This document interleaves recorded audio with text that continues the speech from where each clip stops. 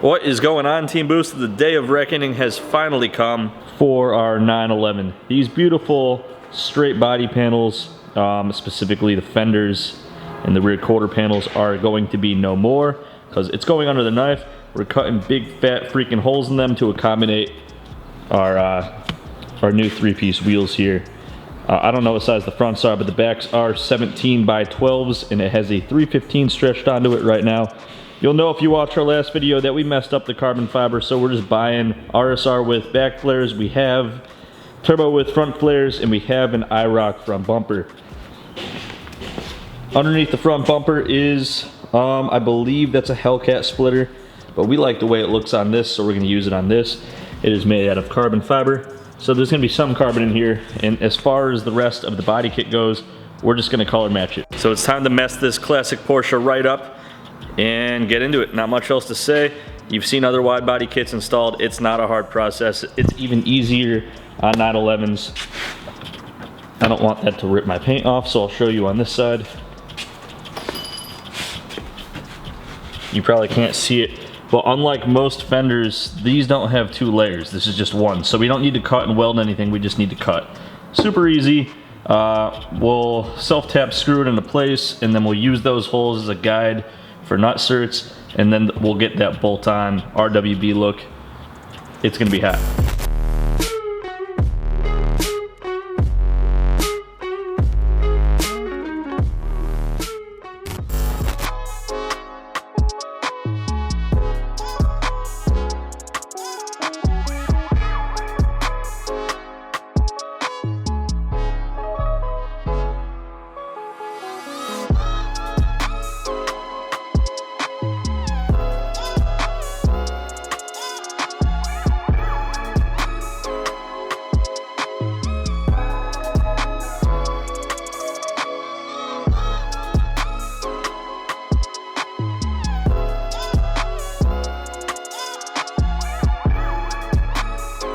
Okay, so basically we got our bolts drawn on there in no particular way other than the fact that they're 4 inches apart and the same distance from the top of the flare. And we're doing the self-tappers first, and then we'll take this whole thing off and use that as a way to do our actual nut certs.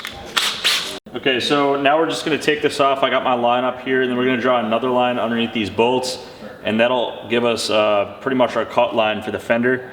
And the main reason to do that is so these are functional, obviously. Our actual fender won't be resting on our wheel anymore, which is obviously important for turning. So I'm just gonna go ahead and take this off.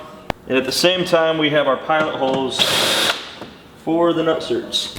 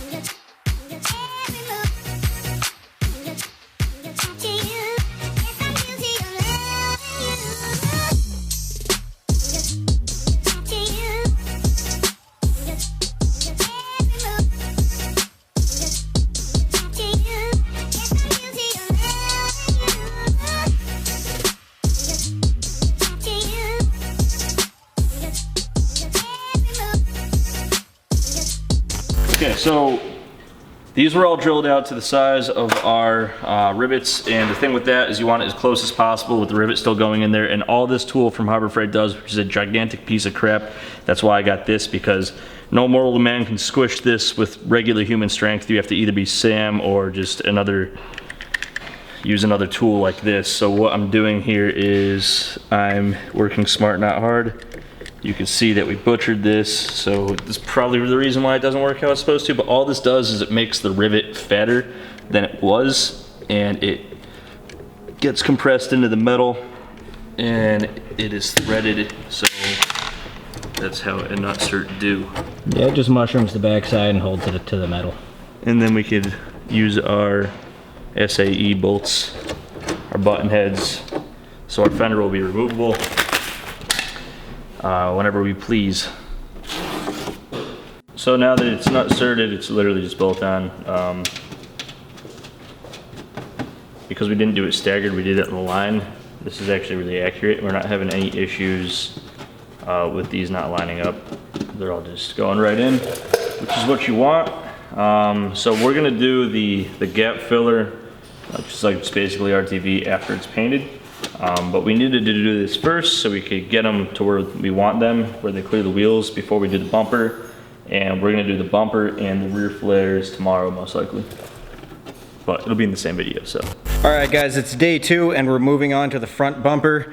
As you can see by my face, I've already gotten started.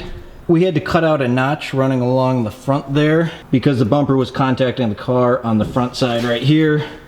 It clearances now, and everything lines up. It lines up well with the flares and everything. So now we can move on to using these bolt holes right here. This is actually where the old gas shock used to mount. It's got 2 bolt holes there, and there's a matching one on the other side. That's going to be perfect for us to build a bracket off of. That'll come up here and hold this bumper on. We're not sure exactly how we're going to do it yet. We're thinking maybe exactly how the old bumper was, with the gas shocks having 2 bolts up here, 2 bolts up there, and then a support beam going across. But we're going to brainstorm that, figure it out, and get that going. Sam's gonna make our new CNC plasma table doodle something, I think, in theory. Maybe.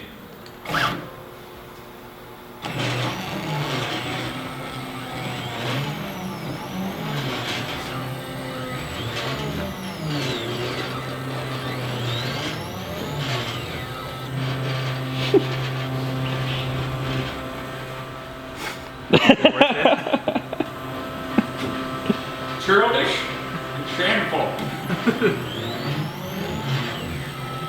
Look how good this works.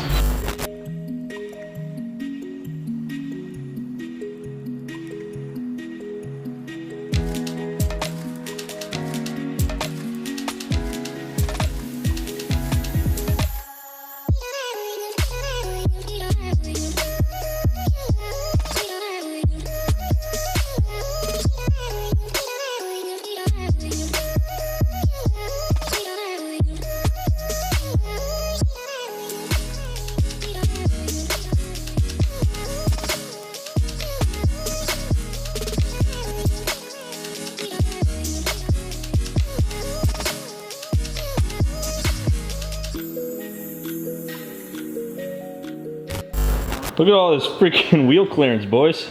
Just leave it like this. There's no fender left to get rock chips. So it's not really a problem, is it? Nope. Just put some like make a bracket and put some mud flaps on it. Just put like a mud flap hanging in space right about here. Oh God. What have we done? Giving the internet a reason to think we actually ruined it. It's not ruined. All right, boys, this is the look until we paint it, which will be the next step. We're gonna paint it back in the home garage. And we gotta make that bumper at some point. But painting it is next, so you'll see that next. It's looking pretty hot. Looks fucking rad. We gotta add this splitter. And then we're gonna add like, where these little studs here are in the front, we put some accessory lights, like some fog lights. And then in that hole right there, oil cooler. And it's wide, to say the least. James, how would you describe the car in one word? If you had one word. Thick. Okay, that's better than wide, I guess. 4 C's.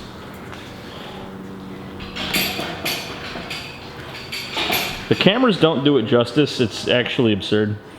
Let me put a different lens on and see if it makes a difference. Yeah, it's looking pretty thick. Accentuating the thickness.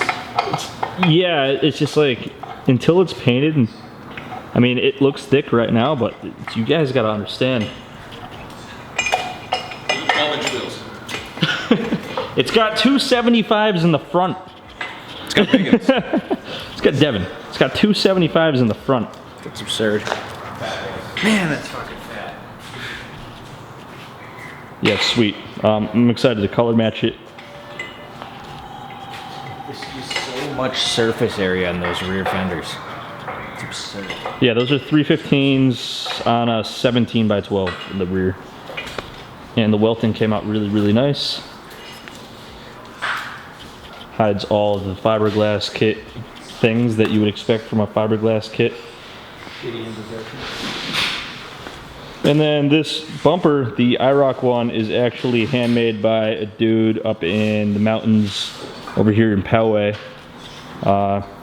Contacted him through Pelican. So Devin and I are gonna pick up some paint, and that's gonna wrap this one up. Just because it's been a while since you guys have heard this thing, we'll slap in a little, slap in a little exhaust clip.